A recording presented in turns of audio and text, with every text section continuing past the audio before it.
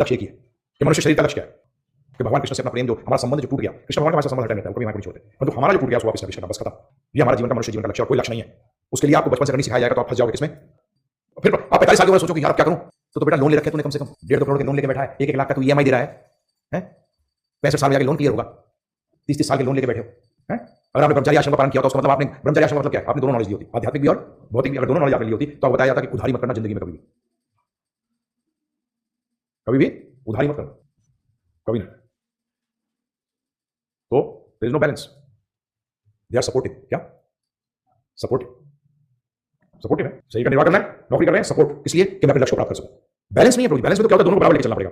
नहीं, मैं इस वजह से बैलेंस वर्ड यूज करता हूं, मैं कहता हूं सपोर्टिव। क्या है? सपोर्टिव। नौकरी जाता हूं, गाड़ी मेरे लिए सपोर्टिव है, बैलेंस करते हो गाड़ी को नौकरी को।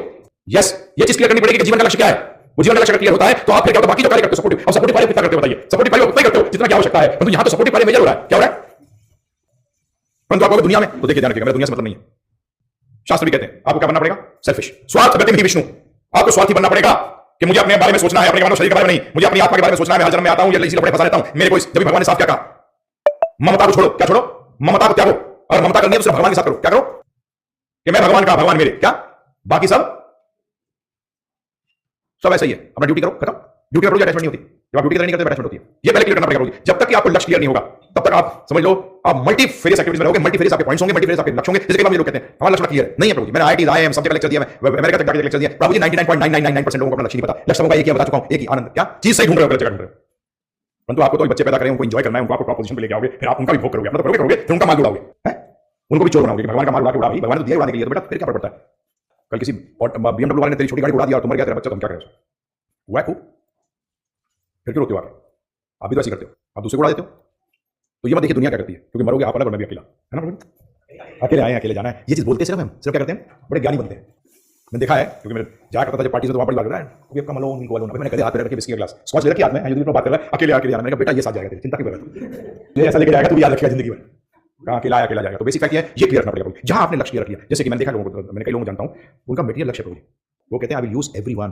आई don't want to say here, it is not nice to say here. I know a businessman in Agra, जब मैं छोटा था, मेरे फादर की लास्ट पोस्टिंग आती थी, मैं रुका काफी दिन रहा हूं।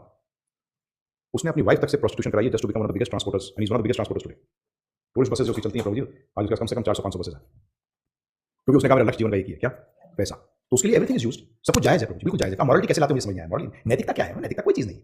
नैतिकता का बकवास मत करो मेरे सामने। तुम्हारे को जो चांस मिलती है नैतिक हो जाता है फटाफट 2 मिनट के अंदर, क्योंकि आपका लक्ष्य नहीं है, आपका लक्ष्य मजा है। सिर्फ ये नैतिकता क्यों आती है? नैतिकता आपको समझाऊंगा किसी बार क्लास लूंगा कि नैतिक उन लोगों के लिए जो इंद्र तृप्ति करते हैं ना, वो सोचते हैं कि यार तुम मेरी पूछो पैर में रख, मैं तेरी पूछो पैर में रखूंगा, दोनों मजा करते हैं, इसलिए नियम बनाते हैं। इसलिए बनाते हैं, नियम बनाते हैं। ये शास्त्र कहते हैं, भक्ति ठाकुर जी ने किताब लिखी, बड़ी अच्छी चैतन्य शिक्षा में, उसके अंदर जो भक्ति ठाकुर जी ने एक्सप्लेन किया है कि ये कैसे करते हैं। ये लोग बोलते हैं कि इंद्र तृप्ति में खलल आ जाएगी। तो अगर नियम नहीं होंगे ना तो क्या हो जाएगी, उनके इंद्र तृप्ति में बाधा आएगी। इसलिए रूल्स एंड रेगुलेशंस बनाते हैं कि हमारी इंद्र तृप्ति जो है बराबर चलती रहे, इसलिए रूल्स एंड रेगुलेशंस हैं, इसलिए नैतिकता है। नैतिकता भक्ति की बाई प्रोडक्ट होनी चाहिए। क्या होनी चाहिए?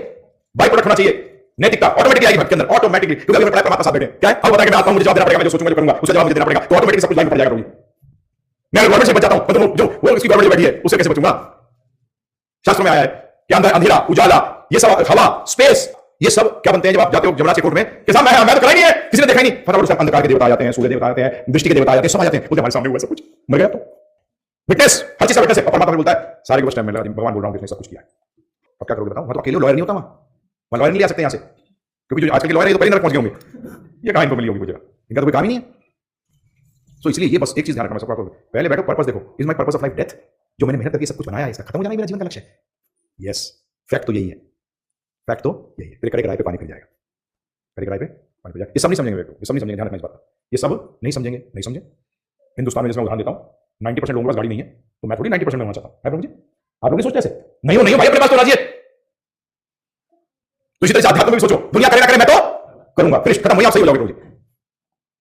तो बैलेंस नहीं होगा, सपोर्टिव होगा। जहां सपोर्टिव हुआ तो अपने आप समझ जाओगे, सब कुछ एकदम क्लियर हो जाती है, पिक्चर एकदम क्लियर हो जाती है। जहां बैलेंस करते हो उसका 2 लक्ष्य लेके चल रहे हो, उस वक्त फंस गए, 2 नाव में पैर रख दिया, नाव में एक में पैर रख रहे हैं, बाकी नाव को देख रहे हैं, नाव सही रहे, वहां तक पार लगा दे। क्या कर दे कि मुझे पार लगा।